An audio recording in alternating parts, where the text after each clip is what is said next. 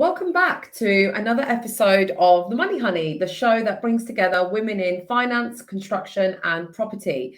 Today, I've got a special guest that I met on LinkedIn. So we actually have never met before. We're not working together. We just are two random strangers who have been following each other's content on LinkedIn. And that's the power of social media. And when people come together and support each other, regardless of, whether they do business with one another.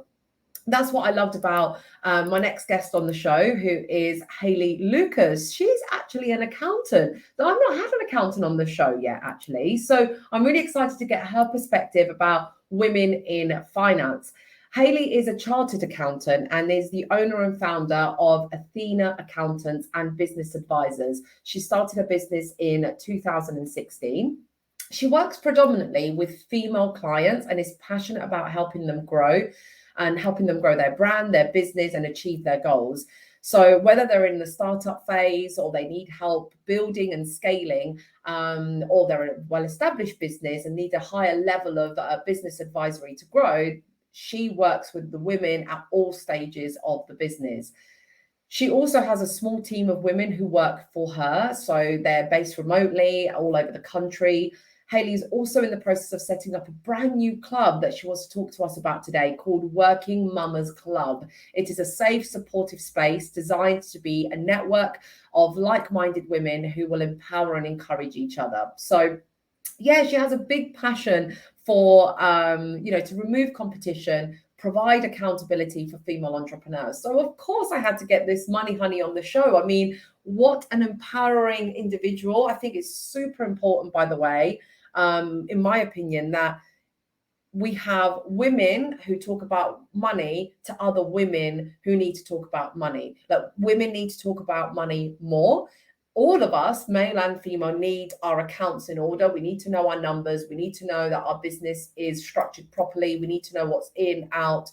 We need that advice. But I really love how, especially in a world where women are trying to start their business, they need that guidance. We need that guidance. And it's amazing that it can come from another female who is knowledgeable, educated, experienced, but also a massive advocate for women. So I'm going to let Hayley tell her story. Can't wait to bring her on.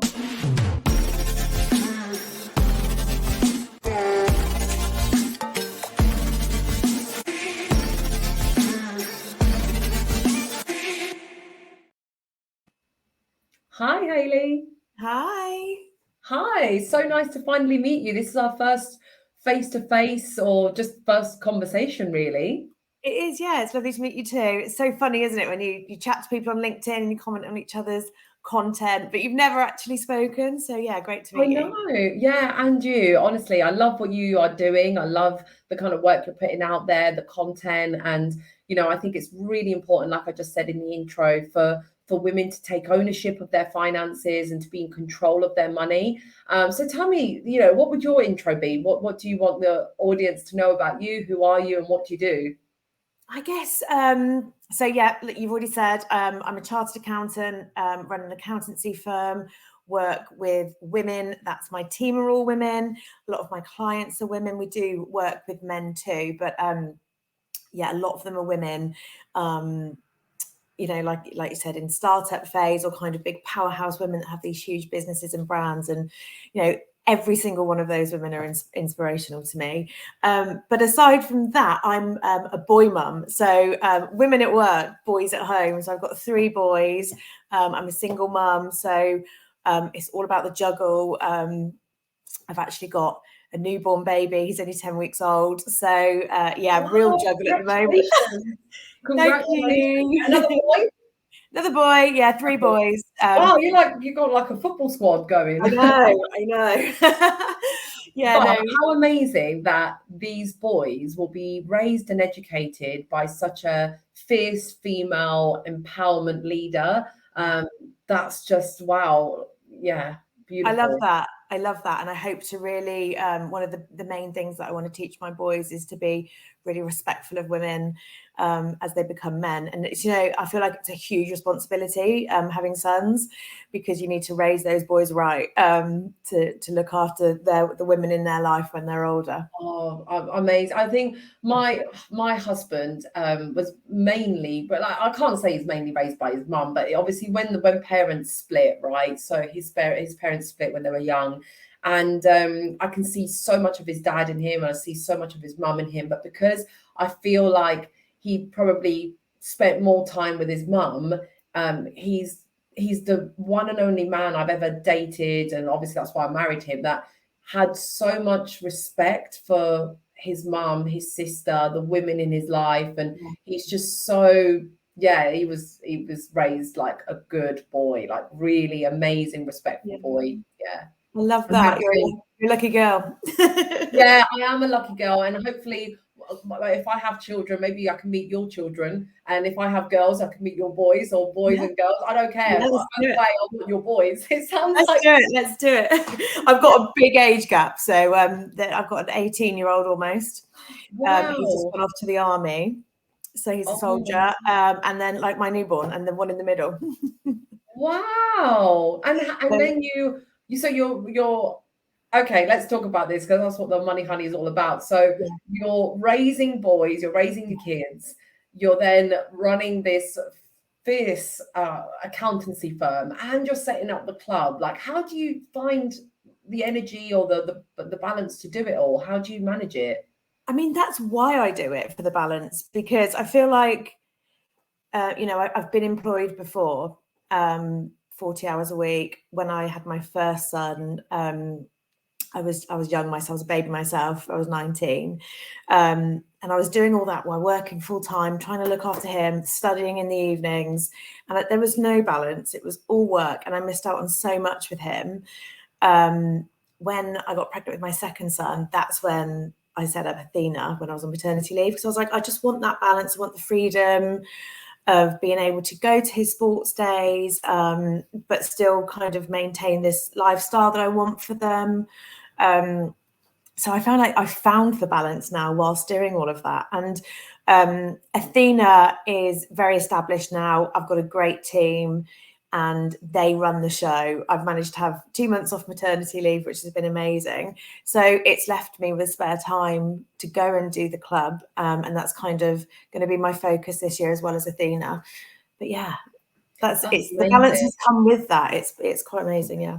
Yeah, it is, because what you're saying is, you're putting in a lot of the work at the front end, and then you're building up this sustainable way of working so that you can balance it around your family, which is a dream, absolute dream. And so tell us about this Mama's Working Club then. What is this for? What is it about? Who can benefit from it? Because obviously there'll be a lot of female listeners here today. Yeah. So it is a safe, supportive network of women, female business owners, entrepreneurs, women in leadership roles. Despite the name, don't have to be a mama. They're looking for kind of a space where you can come and you can grow your business, you can network with other like-minded women. It's a place of empowerment. And it was just kind of born out of when you go networking, it's competitive. Usually you only have like kind of one person per industry, and you're vying for business, and that's great. It's got its place, but that's not what this is. And again, like with you see it on LinkedIn all the time. Women bash each other. Women are mean to each other, and I'm just like, I hate that. For me, it's all about empowering each other, supporting each other, removing the competition within the industry. So that's where it's kind of come from. And it's a club where we meet in person and online. It's going to be launched later this year. And what I really want people to get out of it is kind of building this community of other women, because that's how you really grow as a person and as a business owner. So there's going to be several different aspects to it. There's going to be industry sessions where people in the same industry meet together, compare their KPIs. It provides accountability. If you're showing your peers your results, you want your results to be great. there'll be a blog post in magazines. There'll be get-togethers at Christmas. So like a lot of business owners don't get to have a Christmas party because it's just them. So there's going to be a huge Christmas party for everybody. So there's so much to it.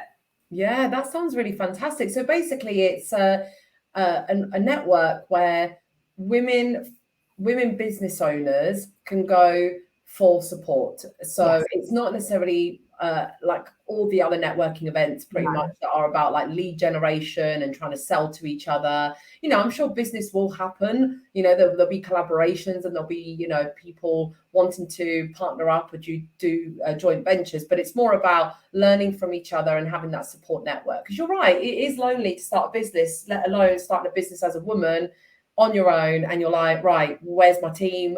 Where's my Christmas party? Where's our, you know, social hangouts? And where do I learn? How can I learn from others? Exactly. And also, like how have other people done it? Because a lot of the time as a business owner, you know, that you have the huge responsibility on your shoulders of, am I doing this right? I've got no one to kind of bounce an idea off. So there's a lot of that that's going to be happening. Our core values are work-life balance, super important, because why would you do it otherwise? Why do we do this? We want to have a great quality of life, like-minded. So we're all kind of in the same boat together, and empowerment. So it's all really about supporting each other, telling each other how great we are, all of that. So I love it. Exciting. Yeah, that is really exciting, actually, because we don't do enough of that. Like you said, you know, cheer each other on and support each other, even in a face-to-face environment. It's really important to do that. So what female leaders out there, famous or not famous, have shaped the person that you are here today? Like, what's empowered you? Because obviously you're passionate about female empowerment. Who's been that female figure for you? Well, I've got a great network of friends and we're all really, really supportive of each other. As a single mum, I've had to really lean on my friends and family. And just the women in my life are amazing. Business-wise, definitely my auntie. When I was growing up, she's an accountant, she's got her own practice. And when I was growing up, I just used to look at how successful she was and how she had this way of life that was completely flexible for her, but gave her a great quality of life. And that's why I'm an accountant. I just copied her. So she really inspired me. Wow. Yeah, in the with regards to like famous women, Michelle Obama, I think she's amazing. I love her.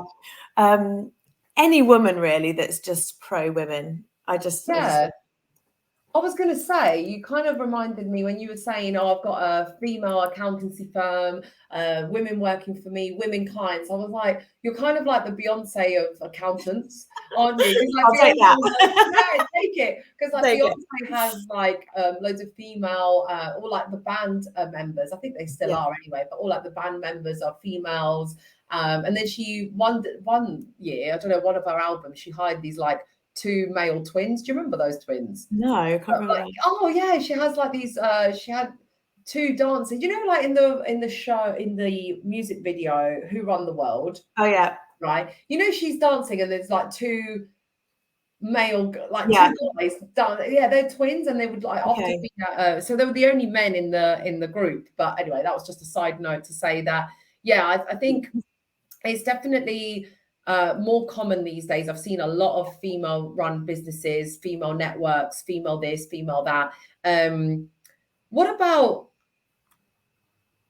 yes, you're surrounded by women, but what about bringing that? How do you reach out to the men so that they understand who you are and how you work and what your needs are? Because I don't know, that's my opinion. That is, it's great. It's great to have, like, the Money Honey is a show that brings women out there and puts more female faces on the screen, but we can't just talk to ourselves because we need the men to understand. So what do you do about reaching out to the other genders so that they understand exactly what you guys are about? I don't really have any issues with it because, again, I think it's all about vibe, isn't it? So if you vibe with a certain person, it doesn't matter if they're male or female. And I have so many guys on my LinkedIn who I'm connected to, again, who I've never met, but who are so supportive of everything that I'm doing, and I'm supportive of what they're doing. And the female thing has only really been recent, and it's probably come from talking to women and finding that they sometimes feel a bit intimidated sometimes by men. And so that's why we're kind of providing this space. But I certainly don't just work with women. We've got loads and loads of male clients. And with men, like, if you're straight up and honest, then that's all they ask for, really. Yeah, sure. No, I think I'm the opposite. I work with a lot of men, not like most of my clients, like 98% of my clients are men. But then I hang out with in like supportive networks a lot with women. So it's just wherever you feel like you find the balance and the support, right? That's what you want to do. So what kind of females would we find, or kind of business owners would we find in your group? Who's interested? Because I know it hasn't launched yet. So what kind of people might we expect to meet there? Actually, first of all, a lot of accountants. Signed up initially, which is great because that's the first kind of industry that we can all share results between. So professional women, lots of professional coaches, because coaches are always open to this kind of environment. So I've got clients that have signed up too, and my clients are in every sort of different industry. We've got clients in the fashion industry, in IT, in courier. So it's really wide ranging. We've got a lot of clients that are in the health and beauty industry, so hairdressers, beauticians. So we're going to get all those signed up too. Really vast. And I think that's great because we can all learn so much from each other in different industries too. Like, how are you doing this? And like, what's your business model? And I'm like that. It fascinates me. Business models really fascinate me. An example recently is the Prime drink. Yeah, well, everyone's talking about this. It's genius. I mean, it's genius, right? So my son is 7 and he wanted to spend all his pocket money on it. Wow. So tell us about the Prime business from an accountant, right? So for anyone listening, let's explore this. So how are Prime doing it? What's their model? Why have they, captured the attention of millions of people? For me, they've got these really high profile guys. They've created this drink. They've put it all over YouTube where the kids are watching it, and then they've made it completely unavailable. And these kids are like, they need it because they can't have it. So it's that it's like taking away the ability to get something, and it's made it like a really high profile brand. Yes, so it's like the Aston Martin of drinks, isn't it? Like, you have a huge waiting list to get your Aston Martin. Not that I've got an Aston Martin, but you have a huge waiting list. I'm on the waiting list, you know me. Hardly anyone has one, and so people want them. It makes it exclusive. So it's like creating that exclusivity about it. And like, my son, he spent his pocket money on this drink, and we actually got it quite cheap. It was £8. Then some of them are selling for 20 quid a bottle. So where did he get it from then? So it was in the garage. He was like, "Oh my God, there's Prime. They've got Prime. We need to get it." What garage? Because it's just a petrol station near me. Oh, right. So it then became accessible. So then he found it in, but then the garage are selling it for £8. Yes, and it's behind the counter. So it's not even just on the shelves. And when he got it, he's so brainwashed. He was like, "Oh my God, even the bottle feels amazing." And I was like, why have I not been sucked in by this? I genuinely, like, considering I'm in marketing, right? Yeah. I have not been sucked in by this. I've not because it's all aimed at kids on YouTube. So it's this YouTuber, KSI, I think. And he does all these videos and kids watch these videos. And I don't drink things like this anyway. Maybe that's why it's not even in my, like, on my radar, but it makes me annoyed that they've actually managed to brainwash kids to want to drink something like this because it's not healthy. I don't think it is anyway. I'm looking at it right now and I'm like, no, that is not. That's not. Not even that nice. It's not even a nice drink. That makes it even worse. But he's kept the bottles. He's got the bottles lined up in his room. He wants to take them to school as his water bottle and show off to us. Honestly, it's mental. It Yeah, is mental. I think it's got so much respect for it. It is genius. It's genius, the concept of it. But imagine if we could use that concept for something more worthwhile. healthy, like yeah, life-changing. yeah. Fair enough. Yeah. That's that's where the attention is. That's where the attention is. But I just feel like as a business model, it's inspirational, and it should. You can learn a lot from it. Right. So what I would say, absolutely agreed. From a business model and a marketing perspective, I recommend the book called Oversubscribed. I'm not on commissions or anything. I just love reading and I absorb so many business books. But the book Oversubscribed is what this sounds like. Yeah. And it's by an author called Daniel Priestley. I highly recommend it. I noticed that I have the oversubscribed model because, again, I'm not prime, I'm not famous on a global scale, but I work one-to-one with my clients, not one-to-many. So I have a very limited schedule, a very limited calendar. So I can only take on a handful of clients at any given time who get my full attention. I dive really deep into their business. And so I can't do that for everybody. So it's an exclusive model. And I base a lot of my business decisions on this oversubscribed book. So maybe if you are aspiring to have just a taste of what it would be like to have a prime business model, then I would definitely read that book. But the final question, cool. The final question I wanted to ask you before we have to shoot off, because guess what, guys? Hayley has to go to her child, right? She's fitting in a podcast. She's got the child that she's got to go back to, and this is what this show is all about. I said, why didn't you bring the baby? Like, why is the baby not here? But, this is what we have to do. We have to balance things. And so I want to be respectful to Hayley's time. So I need to let her go. But I did just want to ask Hayley, if you could comment on just one thing, which is there a difference when you're looking at the numbers and the business decisions and the accounts of male businesses versus female businesses? Is there a difference in how men and women feel about their money, about, when you're giving them tax advice and when you're giving them advice on growth and scalability? Is there a difference between men and women and how they feel about their money? I think it depends whether it's personal or business. I think, and it's very different. So with personal money, I find that women in general are a little bit more frivolous. It's the whole, and then the men are kind of holding them accountable for that. So it's the whole, don't tell my husband how much I spent on my handbag kind of thing, personally. But with business, I find that that women are more prudent actually, and men are more likely to take the bigger business risks. And maybe that's a confidence thing. It might be a confidence thing, or just the fact that there kind of are perhaps more male business owners out there. But yeah, that's the only difference I really see.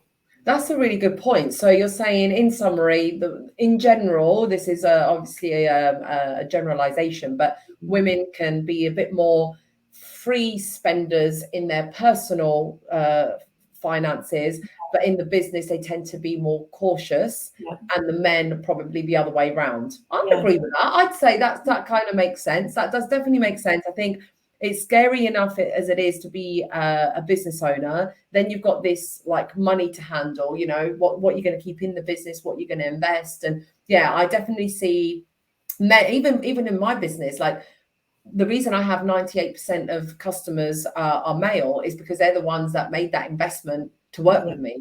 And the women are like, I might figure it out on my own, or I'm trying to use this money and it's going to go towards a half-term holiday, or, they're trying to be more cautious with how they distribute their money. Whereas the men are like, how much is that? $2,000? Yeah, cool. I'll transfer that today.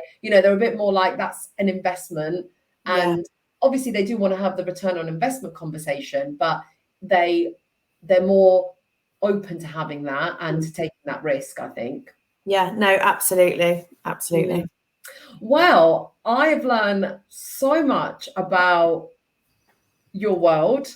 I still feel like we haven't even got to the bottom of it. We haven't even touched on other areas of your life that I'm sure you would love to share at some point. So you're always welcome to come back at a later stage. How can we connect with you? If you want to learn more about you, more about the Working Mamas Club, and we want to follow your journey and what you're doing, how can people reach out? LinkedIn is a great place. I'm quite active on LinkedIn. So yeah, LinkedIn, great. Reach out to me on there. Send me a DM. I can send you across the brochure for Working Mamas Club. I'd love to tell more people about it. So yeah, hit me up on LinkedIn. Yeah, I will put all that in the show notes because I want it to grow. I want it to be a great place for you to win, but also for the other women who need that support, who can win too alongside you. So I think it's a great cause. I think it's a fantastic initiative that you're putting together. So thank you for the little time that you do have to put it dedicated to something like this. I really appreciate it. So yeah, if you're tuning in, guys, thank you again for staying with us and for meeting Hayley Lucas here today from Athena Accountants. And like she said, you are more than welcome to reach out on LinkedIn. And if you are a regular listener, I appreciate you. I value you. Thank you for spreading the word and for always being here in the side wings and sidelines, supporting. But if you're new and this is the first time you've come across it, then please make sure you subscribe so that you actually get the next speaker announcement and the next up to date. We're on Spotify and YouTube, and you can also find me on LinkedIn as Rosalia Lazara, or you can also engage with me on Instagram and YouTube as Manuka Media. So thank you guys again. Thanks, Hayley, for being here with me today. Thank you. Cheers. Bye.